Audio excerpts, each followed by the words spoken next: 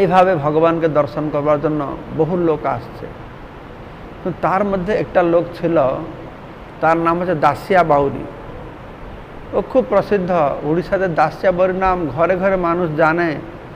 এই ছোট নিচু জাতির লোক ছিল, অচ্ছুত জাতির লোক ছিল, মন্দিরে প্রবেশ করতে দেওয়া হতো না। তো আমরা শুনেছি যে কীভাবে সে দাসিয়া বাউরির বাড়ি গ্রাম এখনও আছে, বালিগ্রাম, তাকে বালিদাস বলে, বালিগ্রাম। তো তাকে তো মন্দির ঢুকতে দেবে না, সেটা নারিকেল পাঠিয়েছিল একটা ব্রাহ্মণের হাতে, তাকে বলেছিল এই নারিকেলটা জগন্নাথকে ভোগ দিবে।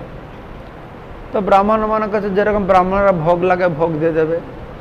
দাসিয়া বলছে না, সেরকম নয়, তুমি নারিকেলটা নিয়ে জগন্নাথকে দেখাবে গরুড় স্তম্ভের কাছে, যদি জগন্নাথ নিজের হাতে গ্রহণ করবে তাহলে দেবে, যদি না নেবে আমার নারকেল ফেরত নিয়ে আসবে।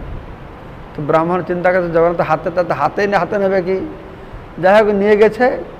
সেখানে তারা প্রভুজনিত করার পর মনে পড়ছে, আরে দাসিয়া তো নারিকেল পাঠিয়েছে, নারিকেল দিয়ে জগন্নাথ, তোমার ভক্ত দাসিয়া নারিকেল দিয়েছে তুমি বলেছে, তার হাত থেকে নারিকেলটা উড়ে গেছে, গিয়ে জগন্নাথ নিয়ে নিয়েছে।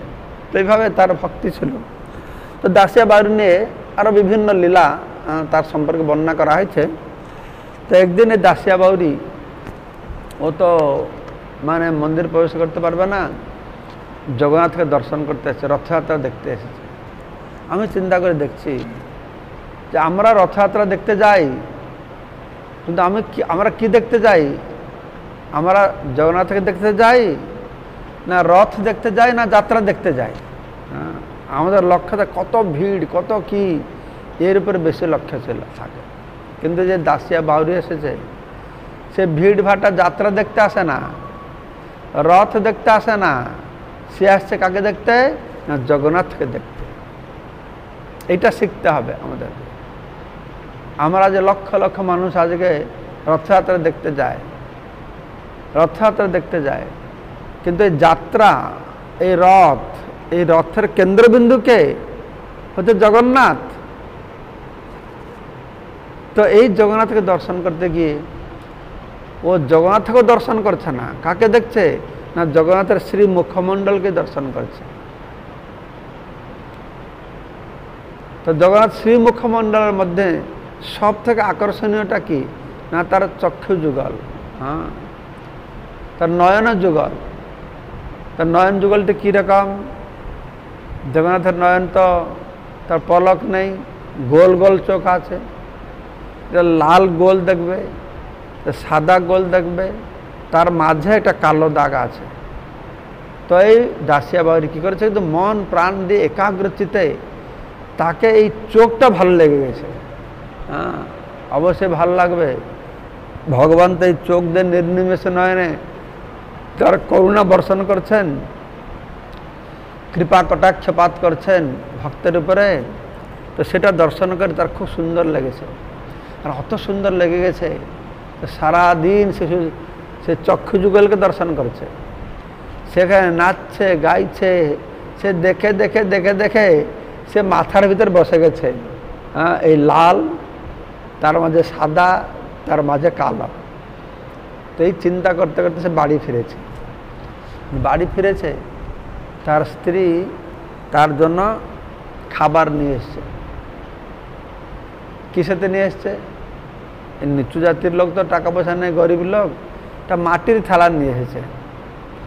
তা লাল গোল মাটির থালা, আর কি খাওয়াতে দেবে? শাক আর ভাত খাবে।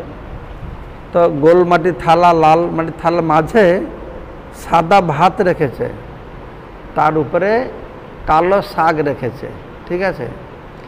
আর যখন খেতে দিয়েছে এই দাসিয়া বাউরিকে, দাসিয়া বাউরি দেখছে, আরে জগন্নাথের চক্ষু, সে তো খাওয়া দেখছে না, সে লাল দেখছে, লালের মধ্যে সাদা, সাদার মধ্যে কালো। জগন্নাথের চক্ষু দেখে খুব আনন্দ পেয়ে গেছে, আরে প্রভুর চক্ষু এসে গেছে। আর সে আনন্দে নাচছে গাইছে, ছুটছে, এদিকে ওদিকে ছুটছে পাগলের মতন। তো ভগবানের যে ভক্ত, তারা এরকম দেখে, স্থাবর জঙ্গম দেখে, না দেখে তার মূর্তি, সর্বত্র হয় তার ইষ্টদেব স্ফূর্তি। ভগবানের ভক্ত স্থাবর জঙ্গম দেখে না, সর্বত্র তার ইষ্টদেবকে দর্শন করে। তো তার স্ত্রী দেখলো কী হলো ব্যাপার, আমার স্বামী কি পাগল হয়ে গেল, না পুরী গিয়েছিল কেউ তন্ত্রমন্ত্র করে দিল, না ভূত লেগে গেছে, ভূত চড়েছে, না কি ব্যাপার, কেন খাচ্ছে না। যত বোঝাচ্ছে সে আর কথা শোনে নাকি, সে নাচছে গাইছে, একদম আনন্দে বিভোর হয়ে গেছে, আমার প্রভুর কত সুন্দর চক্ষু মনে করে। তো তার স্ত্রী গ্রামে গিয়ে গ্রামের মুরলদেরকে ডেকেছে যে আমার স্বামীর কিছু গন্ডগোল হয়ে গেছে, তোমরা আসো একটু বুঝাও ওকে। তো গ্রামের মুরল আসছে, বলছে আর কী হলো দাসিয়া বাউরি, তুমি কেন খাবার খাচ্ছ না। দাসিয়া বলছে কী করে খাবো, দেখো আমার প্রভুর চক্ষু কত সুন্দর। হ্যাঁ, তার সুন্দর বর্ণনা করলো, চক্ষুর বর্ণনা করলো, কী করে প্রভুর চক্ষুকে আমি খাবো। তখন গ্রামের লোকেরা বুঝতে পারলো, আরে একে ভূত ধরে না, কোনো তন্ত্রমন্ত্র নয়, এ তো ভগবত প্রেমে আনন্দে নাচছে গাইছে। হ্যাঁ, তো তার স্ত্রীকে বললো একটা কাজ করো, তুমি এই প্লেটটা নিয়ে যাও, নিয়ে এই অন্ন আর শাক এগুলো আলাদা আলাদা জায়গায় দাও। সে প্লেটটা নিয়ে গেল, অন্ন শাক আলাদা আলাদা দিল, আর তখন দাসিয়া বউয়ের খুব আনন্দে সেই প্রসাদ সেবা করল। তো এইভাবে দাসিয়া বউয়ের উপরে খুব প্রসন্ন কে জগন্নাথ খুব প্রসন্ন হয়েছিলেন। ঠিক আছে, তো এইভাবে যে ভগবানকে দর্শন করবে